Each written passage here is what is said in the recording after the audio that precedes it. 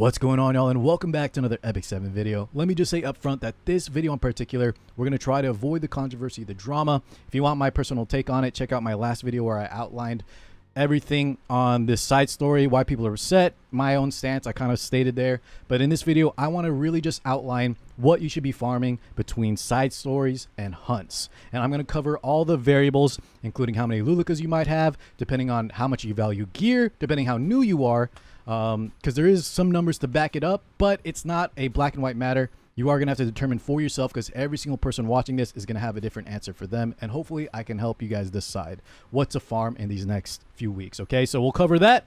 And thank you so much for tuning in. Let's get to it. First things first, guys, I got to give a huge shout out and credit to Quiztolin, who did a ton of number crunching. This Reddit post sort of outlines. I'll have this linked in the description for those of you that care about numbers. But for me personally, when I see math like this, I zone out. Math is not my subject, but I've been reassured that all of Quiztolin's math aligns up for the most part, besides a few of his own interpretations based on adjusted useful gears and hunts, where he talks about red versus purple, but that of course is a little bit subjective. I think where most people have an issue is, and just look at the comments, guys, if you don't believe me, there's so much infighting in our community right now. It's mostly because of his own opinion that he stated at the end, where he took his data and made a conclusion on it. Hey, that's up to Quiztolin. Even if I disagree, I like the numbers he provided with us, and that's where we're going to go from here. We're going to avoid the drama, avoid any of the infighting, and just focus on what is better to farm for you guys. So I'm going to take these numbers, and then we're going to scale it for you, the viewer, and try to find out which stage is best, because it's not black and white like I keep saying. You're gonna have to determine for yourself, and hopefully I can help with it. All right, let's kick things off with talking about the pros of the Midsummer Paradise. Remember, leave all the drama, all the pay to win conversation out of this, please, guys. You can take that up elsewhere in my last video on Reddit on Stove. This video is just to try and help people. So the pros of Midsummer Paradise. Obviously, guys, in the shop, when you farm this stage, you have access to things like the souvenirs, which, by the way, they introduced this new reversion mana stone, which will be a talking point in this video, so remember that. You can't finish it just yet, though. We'll have to wait for the next side story event. And on top of that, too, you have like illustration exchange. It's like a really nice background. It's actually really, really good. And then the main selling point to me, this is the biggest strength. We're going to spend a majority of our conversation on this specifically, is this epic equipment exchange, which, by the way, costs 400 of the sparkling sea sodas, right? So all the numbers have already been done, so just trust me on that. If you guys want to take a look at the post, refer to it while I'm talking. Just in case you don't believe me, you can always refer to the numbers. But here, guys, if you can see here, you can get craft epic equipment, meaning it's the red quality piece of gear, and that is just so huge. There's a lot of big things about this, but having epic gear be the guaranteed piece that you purchase is insane, right? Because at the end game, boys, depending on how serious you are in terms of trying to go for PvP, RTA, whatever it might be, gear should be your end game goal if that's for you. The more casual you are, you might want to just be farming hunts instead, but we'll get to that later in the video. So understand that red gear, epic gear, should be the piece of gear you strive for if you are a more serious style player. And having the guaranteed red piece of gear drop is huge. Now, what's even better than that is that you get to pick the set on top of it, guys.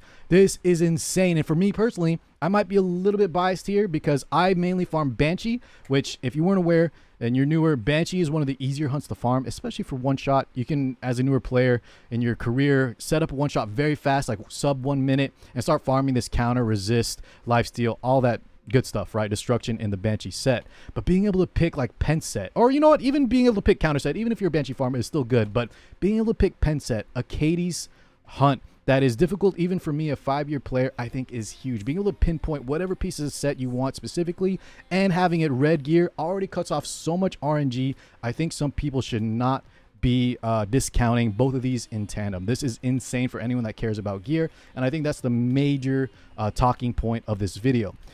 Number one, try to establish how much importance you put on gear in the end game. If you're more casual, a lot of the PvE content, barring like the extremes like Endgame Abyss and like Hell Raid or Nightmare Raid, you can do that with like purple gear, probably even blue gear. Just you need good units and things like that. Overall, though, if you play Epic 7 seriously, gear is the end game, and this is the best way to get it, at least for right now, compared to hunts. So if you're just going for gear specifically, especially epic gear, and getting to choose a set, this is by far the best method to get it, okay? So I'm not saying this is overall better than hunts. Just understand that the numbers back up what I'm saying here, and that both being able to get epic drops on top of choosing the set is huge, and you'll get more bang for your buck when you're spending energy in terms of gear drops specifically, and that's including when it's hunt buff. Okay, so remember that, including when it's hunt buff. Now, newer players, you might be saying, Car, I understand we're trying to keep the drama out of this video, but I don't have Lulukas. I'm newer. I can't farm this, and so this event, you know, feels bad for me. My heart goes out to you. It does. And it's kind of hard keeping out the drama controversy part of this video. But the good news is, guys, in that Reddit post from Quiztolin, there's actually some people reporting that they have friends or they themselves are able to farm level 1 and 2. So I encourage you guys to try, even if you don't have Lulukas, maybe you have a Rowana, maybe you can just get by without any of that. Or maybe you just have a no imprint Luluka. Try your best to complete stage level 1 or 2. Now, hear me out first, guys. Stage 1 or 2 is very non-efficient. Quiztolin's write-up says that, I think he said the breaking point is like stage 3 or higher. If you can't farm stage 3 or higher, don't farm this period. Here's what I'm going to say. I think there is some merit, depending on what kind of player you are, if you're super new, to jump in straight here and farm level 1 and 2, because for the aforementioned reasons, you're going to start to get 85 epic equipment, and you can pick like pen set, which, by the way, guys, I think you can farm level 1 and possibly 2 before you can even set up a Katie's 13 team. Katie's 13, the hunt, let me see if I can get to it real fast, is just such a pain in the butt to farm, especially for new players. Like I said, me as well. And so getting early access to it before you can even set up a Katie's 13 team, for example, to farm the sets. And remember, you have 4 sets here, guys. You can pinpoint target the pen set. I think this is huge. So some newer players, check if you can farm 1 and 2, and if you decide that epic gear is very valuable to you, especially pen set on top of that, then go ahead and farm it. By the way, guys, I think torrent set is up next, but pen set right now, regardless of what kind of player you are, fast, slow, new, endgame, pen set is very good for both PvE and PvP. It's one of the best 2 sets around, so don't undervalue this by any means. So ultimately, guys, if epic equipment is valuable to you, especially choosing which set it is, and it should be valuable to most of y'all that plan to play PvP or difficult content at the end, if you're not casual, then this should probably be a very big selling point. On top of that too, don't forget, if you're skipping around this video, I mentioned that newer players have been reporting to farm level 1 and level 2 just for a chance at getting 85 equipment gear, and not even, you know, before they can even set up their Katie's 13 hunt, for example. Now, beyond that, guys, the more Lulukas you have, the faster and more efficient runs you'll have. And on top of that, more artifacts you have for Luluka, the more currency you'll get. But beyond that, boys, I think as long as you value epic gear, you should be farming this, period. Even if your runs are slow because you lack Lulukas, let's say you have like 10-minute runs on stage 3 or stage 4. A lot of times you're going to be gated on energy and leafs if you didn't save up, or if you're not whaling, which I think most of y'all watching this are probably more free to play, at least light spending, and are probably running out of energy and leafs if you've been playing the game actively. I'm not talking about people that saved up a ton of energy or leafs. Most people will be capped on this because the event is long running. So to me personally, the time limit part isn't as important. You know, farming these in a very time efficient manner isn't as important as long as you don't have a ton of energy saved up or you're not giga whaling. Okay, next let's talk about hunts. And remember, hunt buff weekends were included in the calculations, and so even with hunt buff, the epic gear drops are a lot higher over in side story, and I think that's the main gist. Like I kept talking about, if epic gear is your priority, go to side stories. If it's not, hunts are a very good alternative. They're the main staple.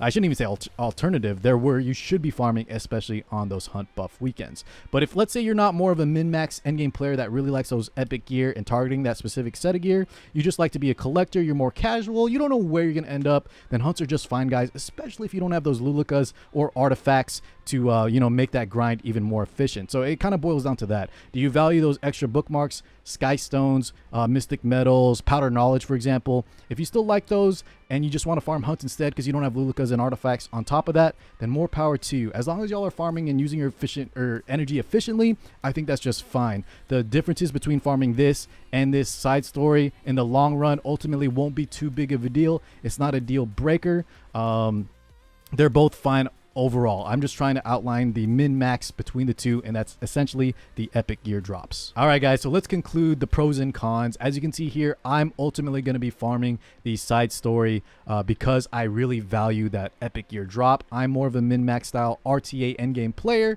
I just like be able to compete with gear, and so I'm going to be farming this mode, and specifically, I'm going to be going for pen set because my main hunt is Banshee. I hate farming Katie's, and so this is an awesome opportunity for me to take advantage of. Now, I have an A rank Luluka, and I have only 1 copy of her imprint. on her artifact. But even if I could farm this a lot, even if I couldn't farm this as fast, if it was a lot slower, I would still farm it for those reasons, you know, the pen set gear, the epic gear. Now that's going to depend on you guys if you want to do the same. If you don't value gear as much, like I said, go to hunts. Just always farm efficiently. Make sure it's during like the hunt events where you're using a majority of your energy, and that I think is fine too. Don't forget, last thing guys, once again, if you are a lower level player and you don't even have your hunt set up, you might want to try to jump into stage 1, maybe even 2, to try to get some of that early access epic gear, and then you can pinpoint target whatever set you want. I recommend pen gear because it's very hard to farm, and you might get lucky and get some stuff even before your hunts are ready to go. So at the end of the day, guys, ultimately what I want to say is I really wish we could just focus on enjoying this awesome content, stop fighting amongst each other. And at the end of the day, it doesn't matter too much if we're just talking about the gear drops themselves. Just farm efficiently. If you like epic gear, get in the side story. If you don't care as much, just go do your hunts or whatever else you were doing anyways. It'll be just fine in the long run. All right. Thank you so much for watching, guys. I'll catch you all in the next one. Peace out, everybody.